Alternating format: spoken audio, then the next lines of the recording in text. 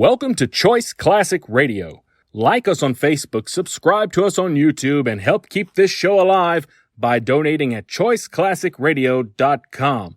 For more of your favorite old-time radio shows, join us on our companion podcast, Choice Classic Radio, Mystery, Suspense, Dramas, and Horrors, where we bring to you the most mysterious tales that the golden age of radio had to offer. And now, with 116 episodes made, broadcasting from 1949 to 1953, we bring to you Richard Diamond, Private Detective.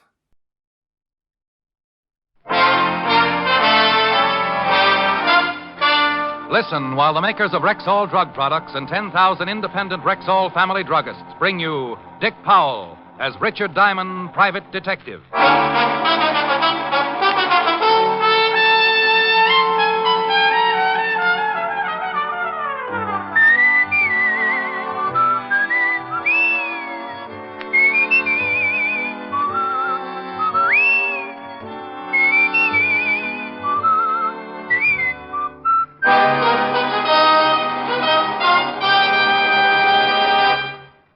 Good evening. This is your Rexall family druggist, speaking to you for the 10,000 independent druggists who have made the word Rexall part of our own store names, and who recommend and sell the 2,000 or more drug products made by the Rexall Drug Company. Like Rexall MI31, for example. Rexall's popular and versatile mouthwash, gargle, and breath deodorant. Full-strength MI31 kills contacted germs almost instantly, yet will not harm delicate membranes of the mouth and throat. Yes, for a dependable, refreshing mouthwash, remember Rexall MI31. And remember also, you can depend on any drug product that bears the name Rexall. Good health to all from Rexall. Now, your Rexall family druggist brings you a transcribed half hour with Richard Diamond, Private Detective, starring Dick Powell.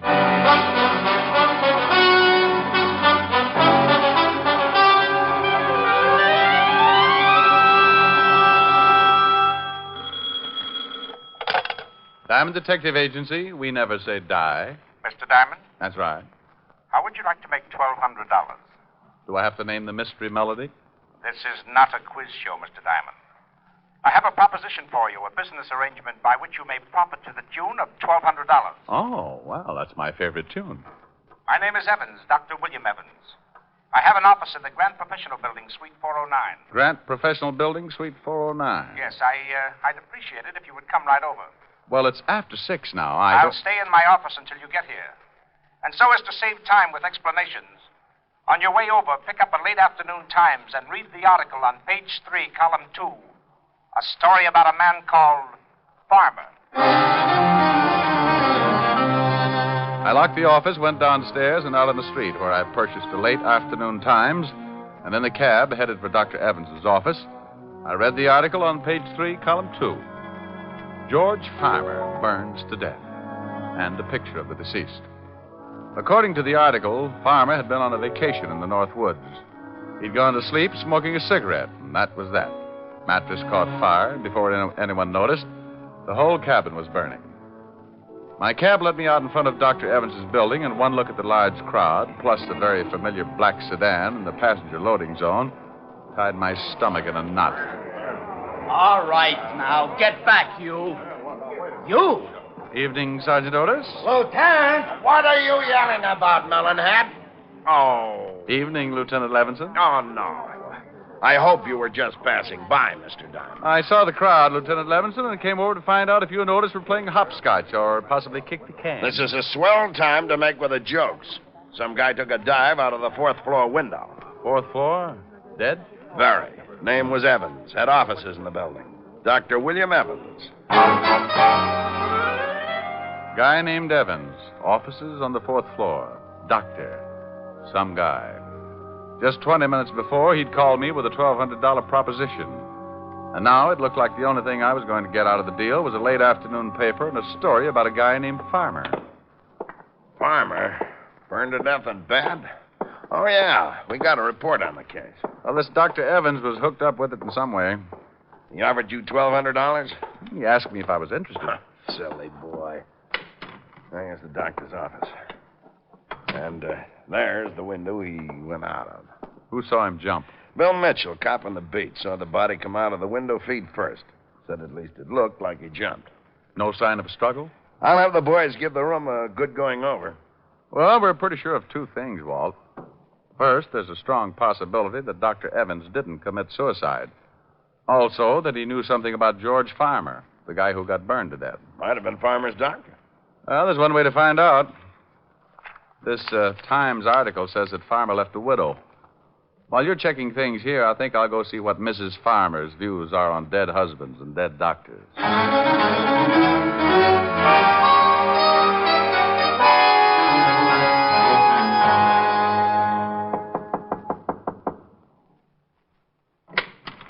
Yes? Mrs. Farmer, Yes, what is it? I'd like to talk to you about your late husband. Are you from the police again? Well, I just left them, but this is my own idea. My name's Diamond. I'm a private detective. Oh? You working for the insurance company? No. Well, then just what do you want? I'm tired of questions about my husband's death. I've told the police and insurance company everything I know. Well, I know it's been difficult, but I won't take long, and there are a few things I'd really like to find out. Well, what are they? Do you know a Dr. Evans? Dr. Evans? No. No, I don't know any Dr. Evans. Your husband never mentioned him, said he knew him? No, he didn't.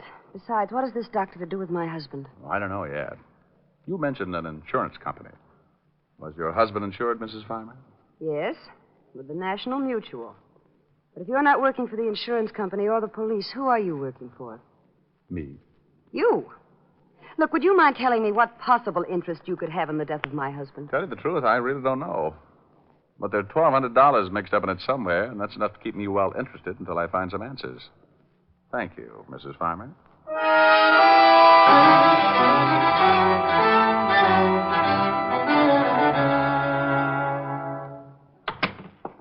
Hello, Walt. Hello, Rick. You see the wife? Yeah, lovely girl. Type you'd like to bring home to Mom.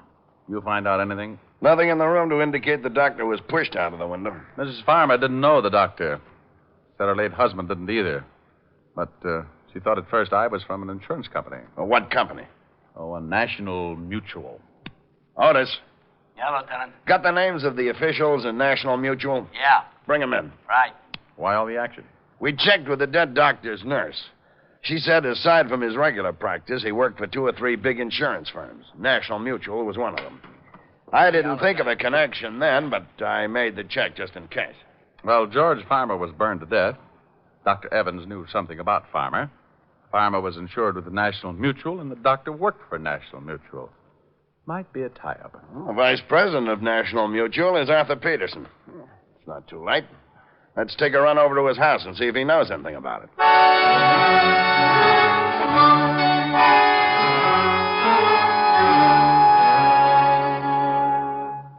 Well, gentlemen, in answer to your questions, yes, we did insure the late George Farmer, and Dr. Evans does work for us. As to whether or not he was the doctor who examined Farmer, I really couldn't say. I'd have to check the files.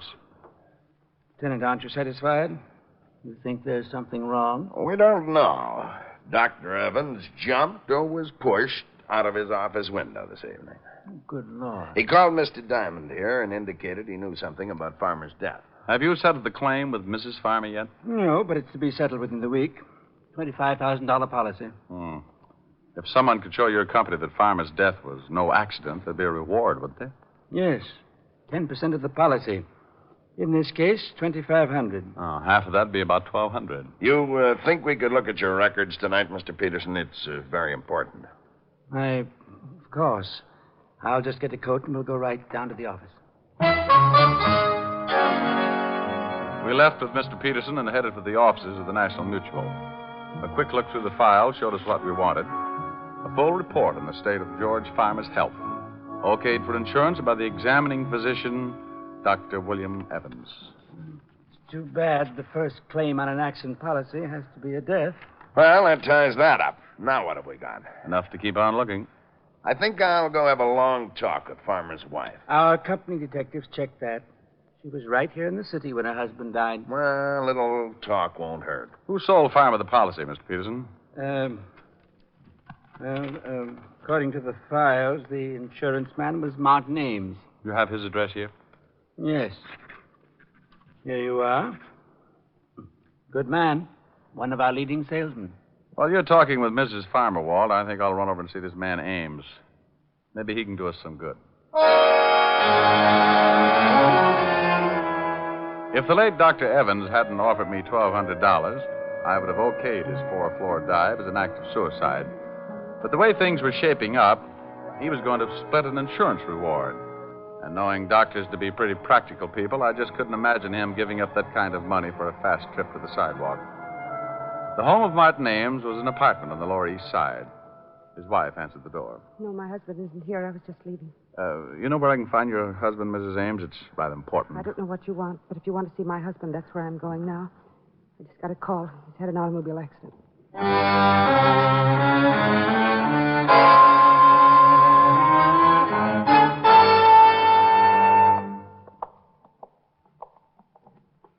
Miss?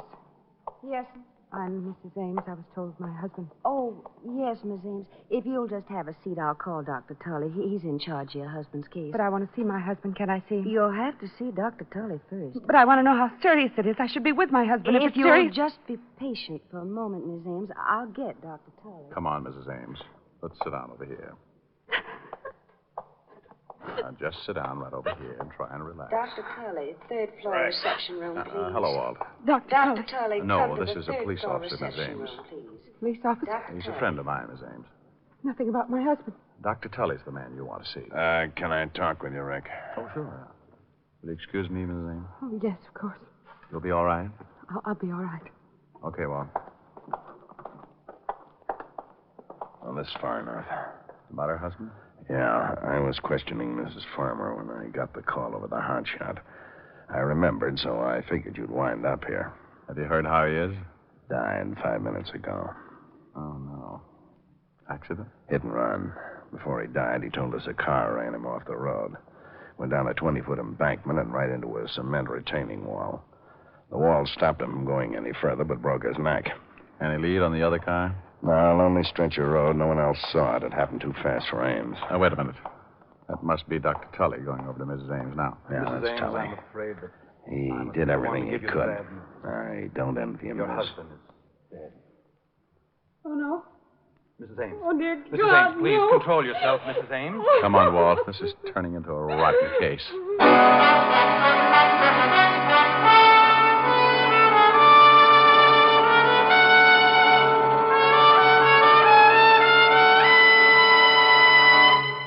Before we continue with the adventures of Richard Diamond, private detective, here's your Rexall family druggist. I often think that perhaps the most common under-the-weather complaint in the average family is either acid stomach or plain old sluggishness. Well, you certainly hit the nail on the head as far as my family is concerned. And I'm also sure that's why there are literally millions of bottles of Rexall milk of magnesia on hand right now in family medicine cabinets. Why, that sounds almost unbelievable. No, ma'am. Not when you know that Rexall milk of magnesia is both a quick-acting antacid and a thoroughly effective yet gentle laxative. What's more, Rexall milk of magnesia has none of that unpleasant, earthy, gritty taste. Say, my family would really appreciate that. Then why not let them see for themselves just how creamy smooth and actually pleasant-tasting Rexall milk of magnesia really is? Ask for it at Rexall drugstores everywhere. And remember, you can depend on any drug product that bears the name Rexall. And now back to tonight's adventure with Richard Diamond, private detective, starring Dick Powell. A little after 6, I got a phone call, and by 6:30, the man who called was lying on a sidewalk, broken in two from a 4-story drop. 2 hours later, an insurance salesman named Ames was run off the road and ended up with a broken neck. Coincidence? Not a bit. Walt found the location of the place where George Farmer had burned to death. Then we climbed in the squad car and started the long drive for the Catskills. Around 7 in the morning, we turned off the main highway and onto a dirt road. A sign reading Sportsman's Retreat, 2 miles, pointed the way, and 20 minutes later, we were pulling up in front of the lodge.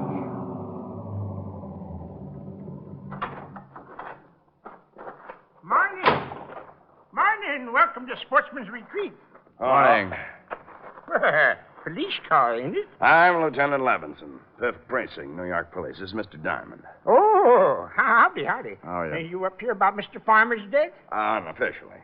You run the place? Yeah, I'm the foreman. My name's Pop Sloan, but everybody just calls me Pop. We thought it'd stay a while, Pop. Can you put us up? Well, sure. How long you figuring on being around? Oh, not long. We only brought one change of clothes. Well, come on in. Breakfast was an hour ago, but if you're hungry, I can have the cook rustle up some bacon and eggs. Oh, sounds good. Many people staying here, Pop? Oh, about 14. Yeah, 14. Same crowd comes up every year. Sort of a club, you might call it. How many years did George Farmer come out? Oh, Mr. Farmer come up about, for the last 10 years. Hey, who owns the place? Mr. Phillips. He ain't here now, but he phoned and says he'll be in sometime this afternoon. Say, how come you fellas are interested in Mr. Farmer's death? We had the police and the insurance up here for 3 days. You're a little late, ain't you? Well, there are a few things we haven't cleared up.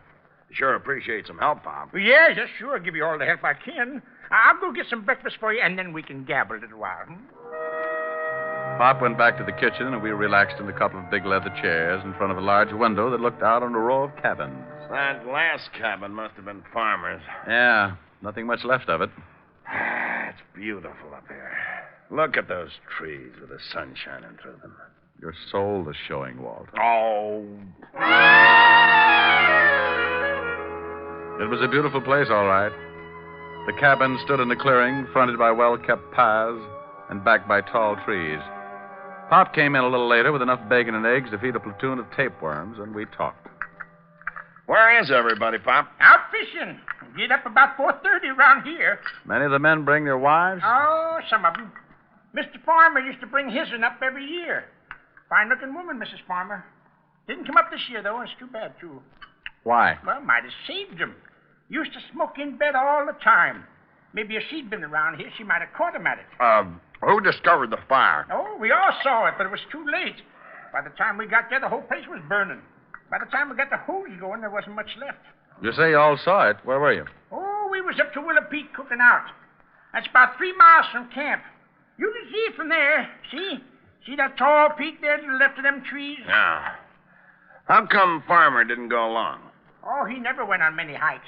Had trouble with his legs, you know. Anyone stay here in camp besides Farmer? No. Everybody was up Willow Peak. Who examined the body? Doc Combs from Evanston come up and looked at the body. Where's Evanston? About 50 miles east. But if you want to talk to the doc, you'll have to wait till everybody comes in from fishing. Oh, good. Is he up here now? Yeah, come up last night. Gonna stay a week for the fishing. Oh, Pop. Oh, well, morning, Mr. Phillips. Good morning. I didn't expect you till this afternoon. This is Mr. Phillips, the owner. Oh, I have some bags out in the car. Will you get them, please? Good morning, gentlemen. I don't know. Good morning. There's some more police fellas, Mr. Phillips. Oh? About Mr. Farmer's death? Yeah, I gotta clear up a few things. Would you please get those bags for me, Pop? Bags? Oh, yes, bags. Sure. We just wanted to ask a couple of questions, Mr. Phillips. I'm Lieutenant Levinson. This is Mr. Diamond. Well, how do you do? How do you do? Do you mind if I sit down? Well, not at all. I thought the authorities were satisfied. No, I guess they are.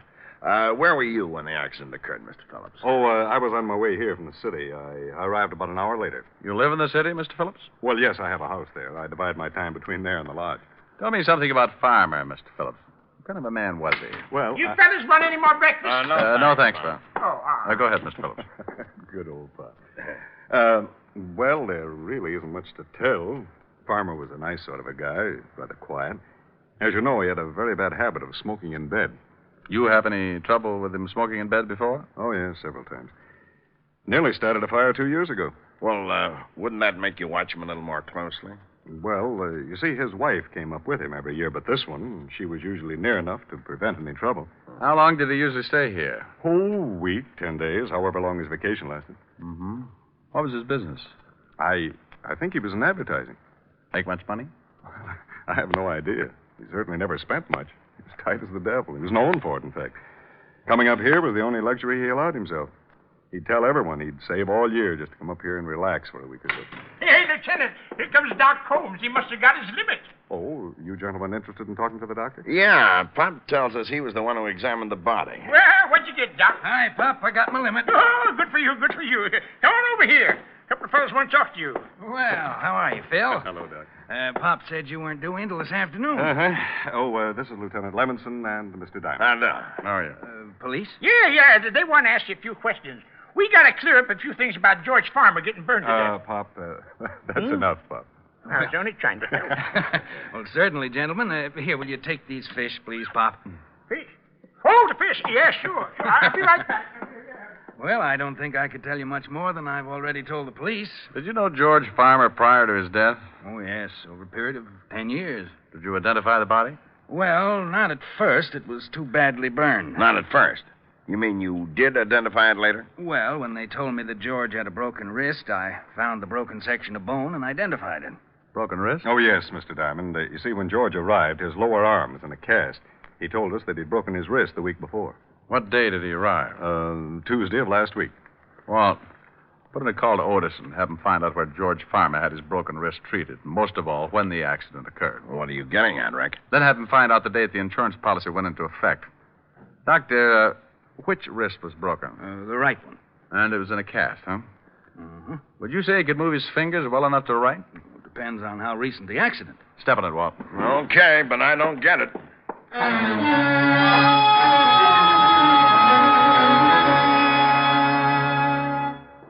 I talked to Otis. He'll get the information and call us back.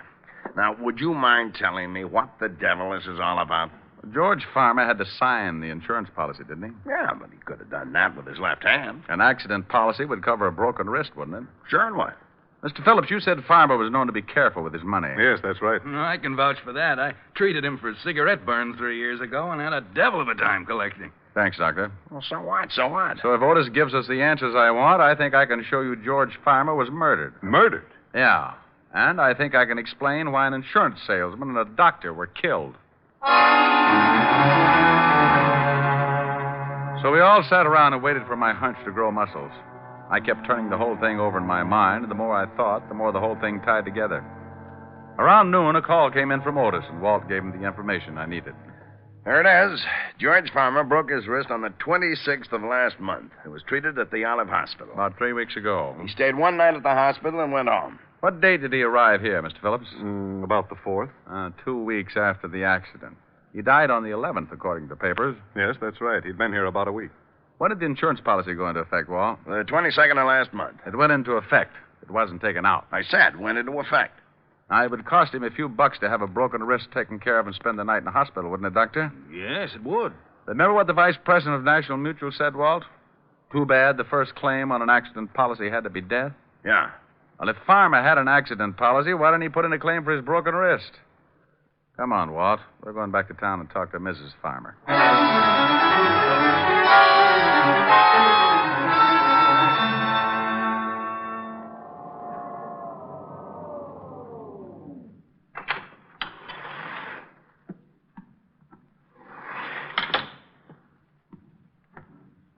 You got your men spotted around the building? Whole block surrounded. Peterson and Evers are covering the front. Cars at every corner. Isn't Otis going to play? Well, there's been some complaints about noisy cats in the neighborhood, so I stuck Otis and back in the alley. He'll drive every cat right into the river. You might have made a mistake. One yell out of Otis, and he'll end up with all the shoes in the block. Here it is. Yeah? Oh. Mind if we come in, Mrs. Farmer? No, I guess not. Well, what is it this time, Lieutenant? We think your husband was murdered. Well, that's ridiculous. Now, we know you didn't do it, but you were in on it. You know who did. Are you serious? Very. We just had the lab make a check on the insurance policy. The signature and the fingerprints were from the right hand. Well, of course they were. So your husband didn't have a broken wrist at the time? Well, no, he did that sometime later. And you'll swear that it's his signature on the policy? Certainly. I went to the doctor with him. I thought you said you didn't know a Dr. Evans. Well, I don't. He was the insurance doctor. Well, I'd never seen him before or since. How could you expect me Your to remember husband didn't turn in a claim for his broken wrist. He didn't? Well, that was his business, wasn't it? Don't you think it's rather strange to take out an accident policy and not turn in a claim on your first accident? I don't know. I didn't bother with my husband's affairs. Is this your husband's driver's license? Where did you get that? Motor Vehicle Department. Is it your husband's license?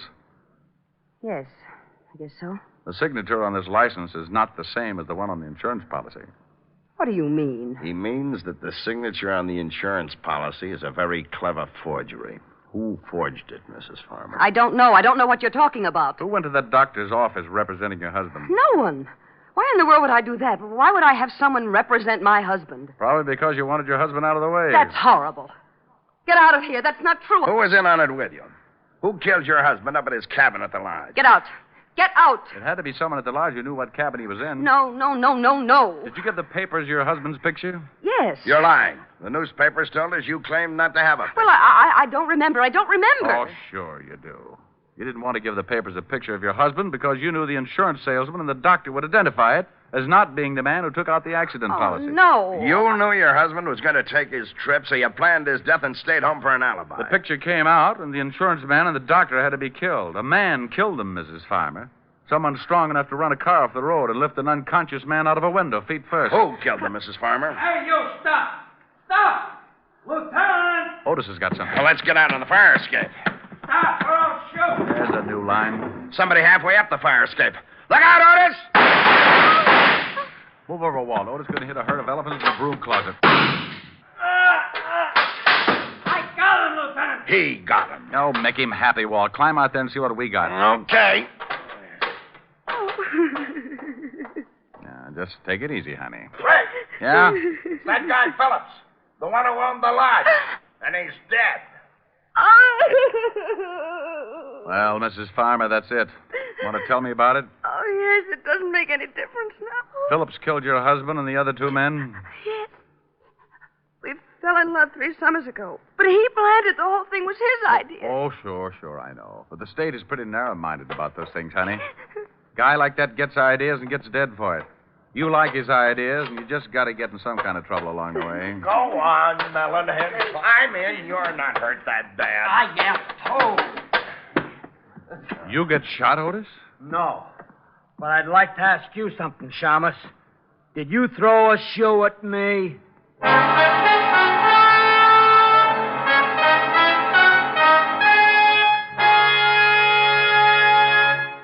Again, here's your Rexall family druggist. Whenever you're suffering the pain of a headache, remember, there's no faster-acting aspirin made than Rexall aspirin. When swallowed with water, the 5 full grains of pure aspirin in every Rexall tablet are ready to go to work for you even before they reach your stomach. Ask for Rexall aspirin at Rexall drugstores everywhere. There's no faster-acting aspirin made. And remember, you can depend on any drug product that bears the name Rexall. Good health to all from Rexall.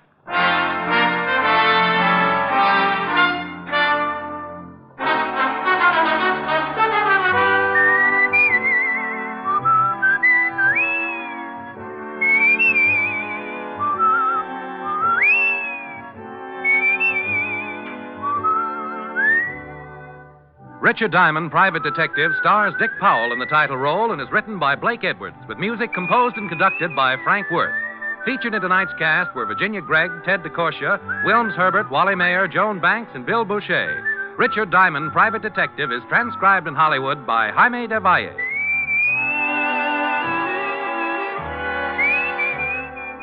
This is Bill Foreman inviting you to be with us next Wednesday at this time when we will again bring you Dick Powell as Richard Diamond, Private Detective.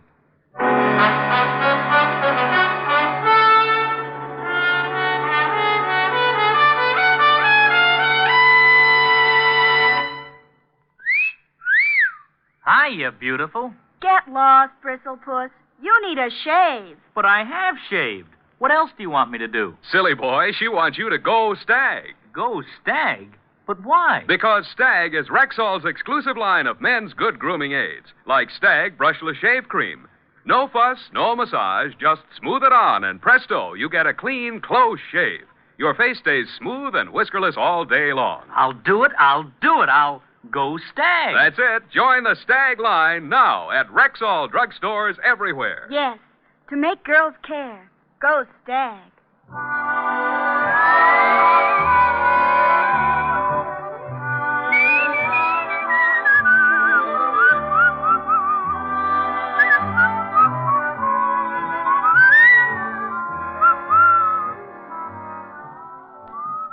Wednesdays this fall, hear Groucho, Gildy, and the Halls of Ivy on NBC. That concludes today's episode. We'd like to thank you and remind you to donate at choiceclassicradio.com. Remember, your donations make episodes like this possible.